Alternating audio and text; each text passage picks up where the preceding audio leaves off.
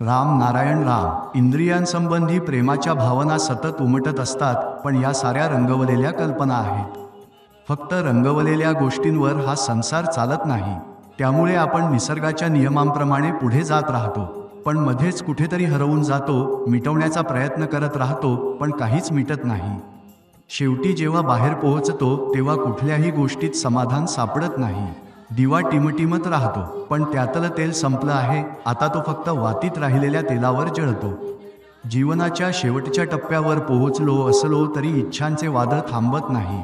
ती शांतता कुठे आहे? तो चिदानंद ब्रह्मानंद मिळेपर्यंत, तो अंतिम संगम होईपर्यंत, पूर्णता येईपर्यंत श्रम आणि थकवा सोबतीला राहतो.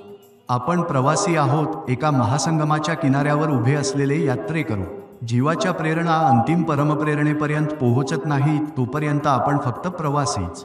जोपर्यंत शांततेचा स्वर ऐकू येतो तोपर्यंत आपण पुढे जात राहतो. थंडी, ऊन, पाऊस यासारख्या ऋतू आहेत, तसेच या विश्वाच्या निसर्गनियमांचे एक विराट यंत्रही आहे. एक असाही जग आहे जिथे कुठलाही दुःख नाही. मग हे सगळं का आहे? जेव्हा एखाद्या गोष्टीचा उदय होतो तेव्हा तिच्या समाप्तीसाठीही काहीतरी अस्तित्वात असतं. जसे साखर आहे तशी तिच्या निर्मितीसाठी ऊसाची पिकेही आहेत. तसंच हा संपूर्ण सृष्टीचा खेळ आहे जो निसर्गाच्या संतुलनावर आधारलेला आहे.